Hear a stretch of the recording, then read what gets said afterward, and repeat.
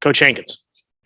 Yes, sir. Appreciate this. And the biggest thing with camp going on is just the number of reps these guys have had going in, because the leadership ability that they have with all the plays under their belt and all those things is just continuous growth, not just for those guys, but for the younger guys that are here too.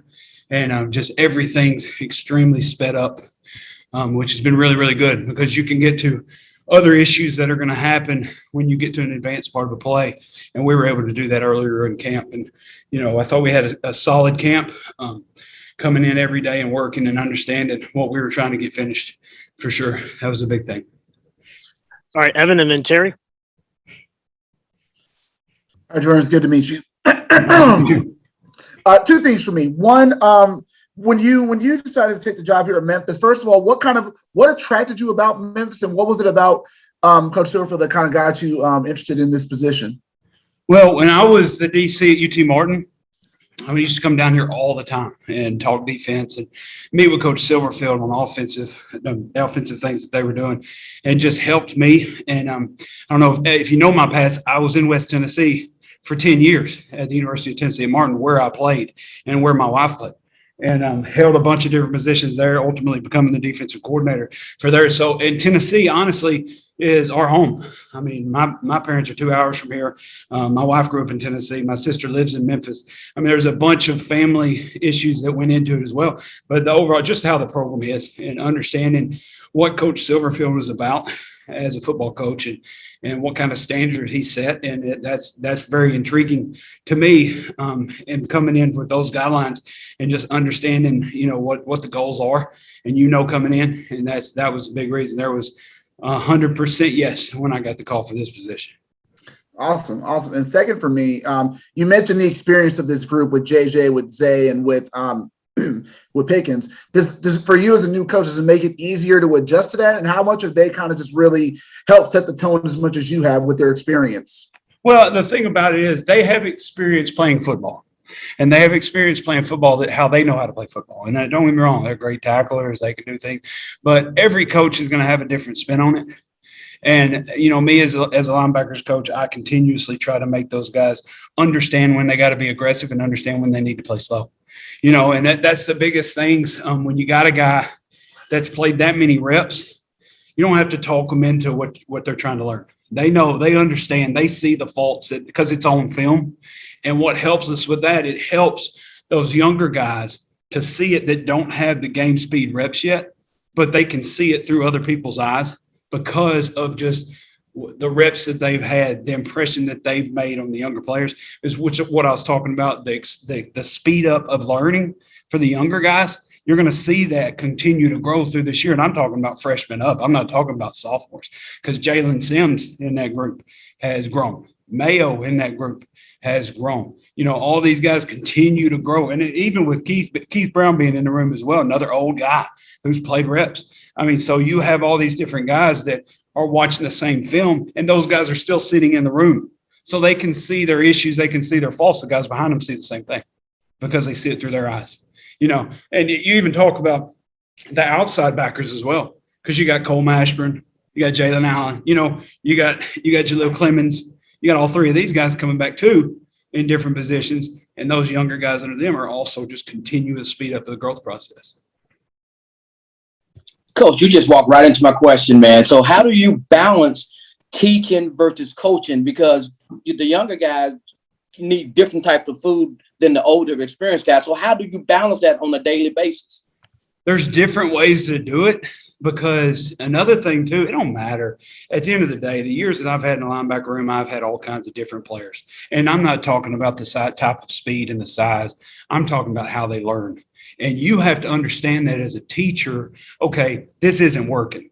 I can't continuously put him behind this guy who learns differently. So it might turn into, okay, me and you are meeting separate this week, and it'll be a one-on-one teaching situation. You're not getting anything in a group setting, so you have to do that individually based on how they learn first. And then after that, then you got to figure out how they play fast, because at the end of the day at linebacker, if you're flinching before you get hit, you're not going to learn well either, because you're not seeing anything, so you have to find that balance of, okay, first of all, what type of player are you? What type of player are you, how you learn, and what type of player are you physically? and then you got to find that balance, how to turn that guy into a good player. All right, go ahead, Frank. Hey, Coach, going along that same lines of you realizing, what type of player are you? In the same sense, they kind of got to realize what type of coach are you when you come in. And so when you first got here, how long did that take for them to kind of fill out your coaching style a bit? I don't think, I've had 3 jobs in my entire coaching career. One job I was there for a long period of time. One job I was there for a year. Even in both jobs, I don't think you ever feel like there's a situation where, okay, they know my coaching style. This is what it is. And if they do, what type of coach are you? And I learned that about 6 or 7 years in, to where if your players are getting comfortable with how you're coaching them, you might not be doing something correctly, or you're not getting the right response that you want. So the question that you're asking, I don't think that ever ends, because you got new players coming in. You continuously have to find different ways to teach, and you continuously have to find different ways for them to learn. So when new personalities come in the room, I think as a coach and as a teacher, you have to move with that. And so, with your question is, if they're ever getting comfortable, then somebody's not learning in the room. And that's how I look at it. So, you think about it in this room. I got JJ, Pick, Keith, all of them. This is their 6th year. This is their extra year. You know how many linebackers coaches they've had? They had 5. So I knew I couldn't just come in and say, okay, my name is Coach whatever. You need to trust me, because they've had 5 different types of coaching styles. So I had to dig in deep and fast through spring ball. And my number one goal is to get these guys to trust me and understand exactly what we're trying to get done. And, the good part about it, they are mature. They're at this, that. But at the same time, I needed to find a way to challenge them, or I wasn't going to get my job done. So, I think that's my biggest thing, just continuing finding ways to challenge people. Keeping them on their toes each practice. Yeah, absolutely. Appreciate you. Yeah. All right, wrap us up, Evan, for Coach Hankins. All right, last thing for me.